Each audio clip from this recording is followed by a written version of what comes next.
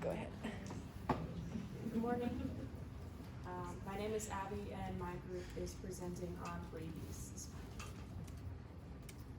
So we kind of created our presentation to be sort of a case study. So 10-year-old David, he's playing outside with a stray cat on Tuesday, and he comes in the house with bite marks on his arm, and he begins to run a fever and complains of not feeling well, so he comes into the clinic. And before we begin, we should cover what rabies actually is. So rabies is a virus that is spread through saliva of infected animals.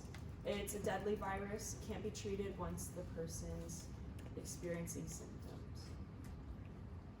And these symptoms, initially just look like flu symptoms. So the patient is experiencing headache, nausea, vomiting, and fever.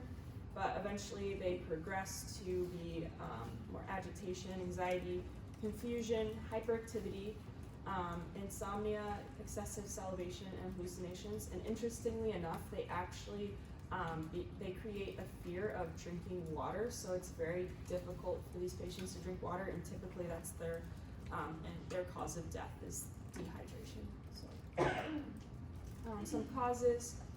The rabies virus can be found in the saliva of infected animals. So typically, these animals would be cats, dogs, bats, raccoons, foxes, ferrets, but they are not limited to these animals.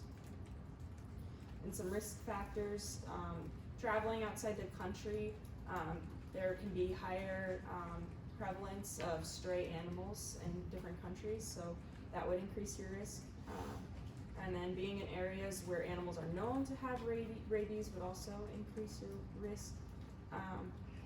And then wounds, another thing to note is that wounds on your neck and on your head can actually cause the rabies virus to travel more quickly, so that would be more rapid progression.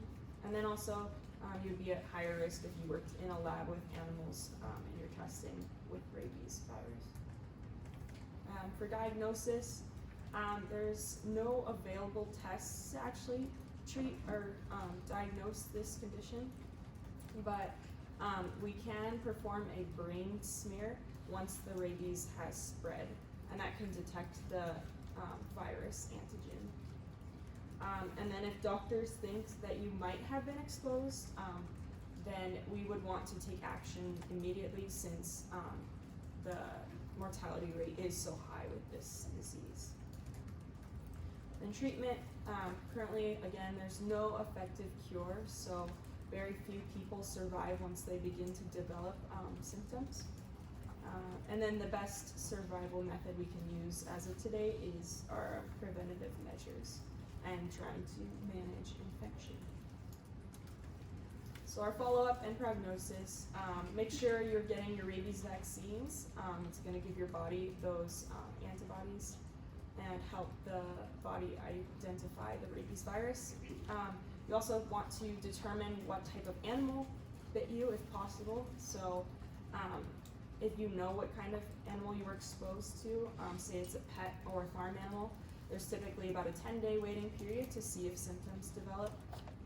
And then also, if you could catch the wild animal that bit you, we can actually do tests on that animal itself and figure out if it does carry the rabies virus. And then unknown causes would definitely require you to go into the clinic, and the doctor would evaluate you and see if it's being caused by any other disease. And then again, it's important to practice good hand hygiene as always. We don't want the virus to spread between, say, family members or doctors, nursing staff, healthcare workers. So yeah, these are my sources.